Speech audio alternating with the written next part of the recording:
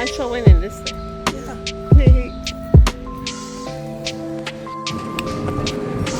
Oh, this gown is nice. Your cut?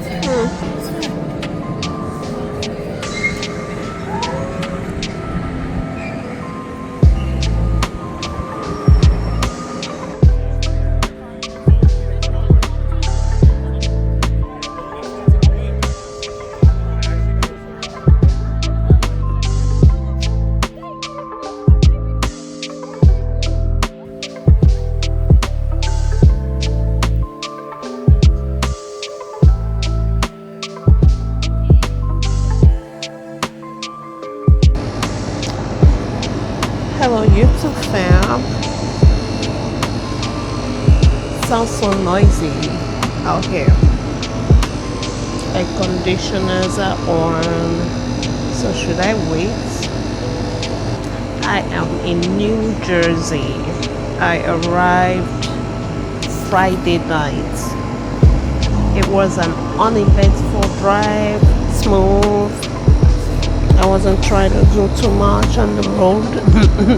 We went for my friend's birthday. It was her 30th birthday. I think 30 is an exciting age. I am in my 40s and I think that my 30s were very exciting for me because at that point I knew what I wanted to do with my life.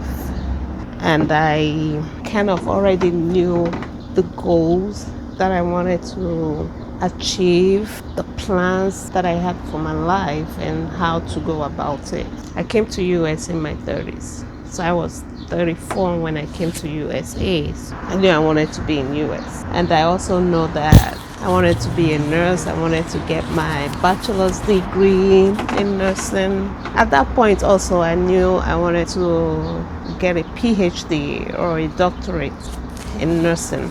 But then something happened and that trajectory changed.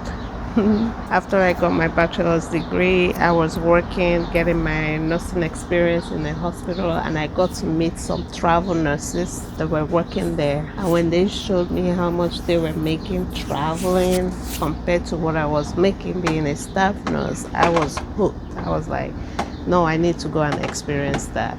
And also, I wasn't sure I wanted to stay in New York. That period I was in upstate New York, I definitely did not want to be in upstate New York. And I used to travel back and forth. Anytime I had some break, I would come to New York City to visit my friend who lives in New Jersey now, where I'm at. She was living in the Bronx that period. So I would go visit her and I would go to Manhattan, the boroughs of New York. I did not like it. I felt like it was too congested. I'm a city girl. I grew up in city, but coming out here, I felt like even Lagos was congested. I did not want that kind of activity when I came to US. I did not want to stay in New York City. So upstate New York is out, New York City is out. So where do I want to go? So at that point I was not contemplating going into traveling, so I could use that period to also see other states in US and maybe figure out where I wanted to stay at. So I started traveling with the company that did my employment-based green card. It looks like my friend's neighbor is about to do some. Let me go try the front. First I had to wait for the HVAC. Now I have to wait for this. Let me try out here because the back that back side is not helping me at all. Hi. Morning. Good morning. And then the birds are up here chirping, but I think I can handle that one. When I met the travel nurses at where I was working at, I had gotten my admission to do my PhD. I wanted to go into community health nursing I deferred the admission. I was like, let me travel for 1 year and then I'll come back. And also, I wanted to get my green card so that I wouldn't have to pay an international student tuition fee when I started my PhD. There's a squirrel up there. Let me see if I can show you guys. There. You see it? These things can eat up people's wires, but it was distracting me. Okay, scratching itself. Like, what are you doing up there, squirrel? Squirrel. Ah, don't jump on my cow. What is it trying to do? It's just climbing down. I thought it was gonna fly, don't it? Holy moly. I can't. Now is a clock from the church. What is going on? What's going on? I was gonna make a little bit of a video. I don't tire. I'm not tired though, but like the noise, maybe not noise, distractions. How long do you think this thing is gonna continue? All right, let me wait for them to finish. So I was already almost 1 year into my OPT, and then I find out that the hospital was not going to file for my green card. So I decided at that point that I would start traveling, because the agency I was going to be traveling with, we actually do the same thing the hospital I was working at was supposed to do, which was employment-based green card. I started working for that agency, and then my first traveling contract was in Texas. So I moved from upstate New York to Texas, and it was in the city of Austin. I tell you, like, when I got to Austin, I fell in love with that city. It was love at first sight. The very first day I got in, by the second day, I was already looking for an apartment. I wanted to stay there. So I ended up traveling with this company for 3 years. I was living in Austin at that point, and while I was there, I was also coming to New York to work. I did 2 contracts in New York State. I did 1 contract in Maryland. Then most of them I did locally in Texas. So that's how I did my traveling. So when I went to Austin, Texas, in 2019, I got a contract to come and work in New York State. So I went there to work, and when I finished that contract and went back to Austin, the COVID lockdown started. So I couldn't do any more traveling out of Texas. I mean, I could have, but because of the COVID,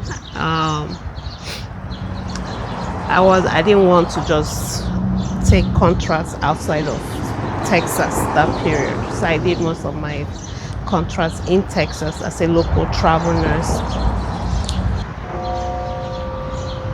Now the countdown starts.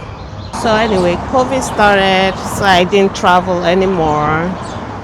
I mean, I was still traveling, but I was doing local travel, which means I stayed in Texas.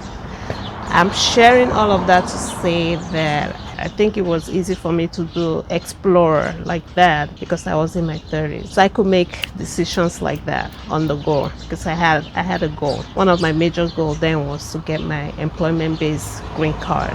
So if this person wasn't doing it, I moved. When my friend told me about her birthday party and they were asking me, hey Chama, what was your 30s like? I was like, oh, this and that and that. They wanted me to share some things about my 30s, my experiences in my 30s. I will share them. Do something like a vlog or a YouTube video about my experience in my 30s.